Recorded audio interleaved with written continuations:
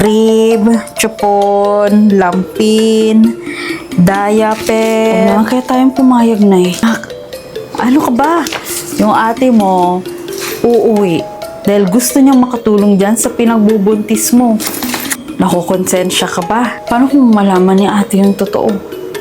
Ang ate mo, laging mangingibabaw ang pagkaate niya sa'yo. Darating ni ate mo. Sakto, diretso na tayo sa molo. Nay! Bunso! Anak! Na-miss ko kayo. Kasi nang uwi ko ngayon, may pamangkin na ako dyan sa tiyan mo. Alam mo ba, hindi ako makatulog nung in-announce mo yan. Nakamukha natin no, para maganda. No, tara na. Marami pa tayong bibilhin sa mall. Nak, hindi ka pa handang sabihin ng totoo. Huwag kang papahalata. Tara na. Bunso, tingnan mo. Sobrang cute. Ang cute nga. Babae man yan o lalaki, bibilhin ko to para sa kanya.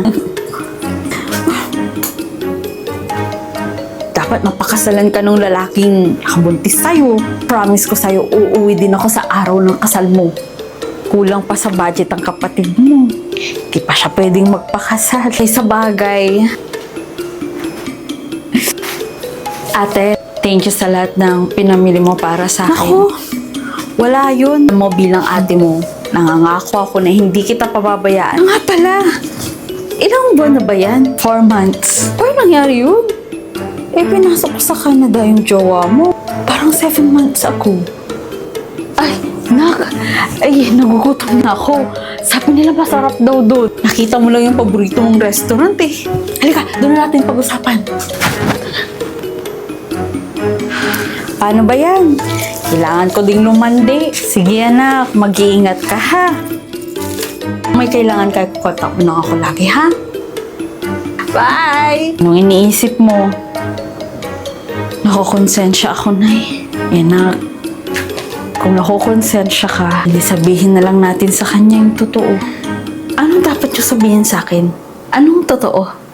Ate? Ay,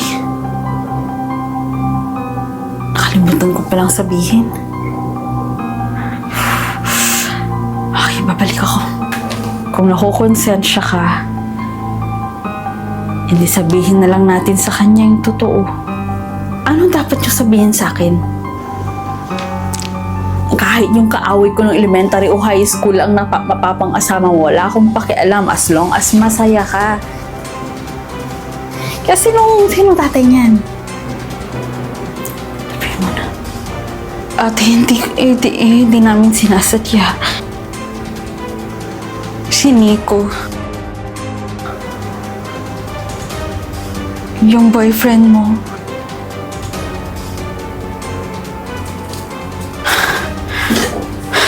Ako nakakausap sa kanya.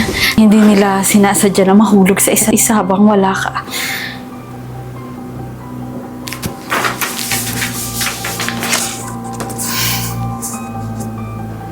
Buntis ka? Buntis ang 2 anak ko sa isang lalaki? Pero teka, nasa Pilipinas si Nico ah. Sino nakabuntis sa'yo? Yung boyfriend din po ni Bunso.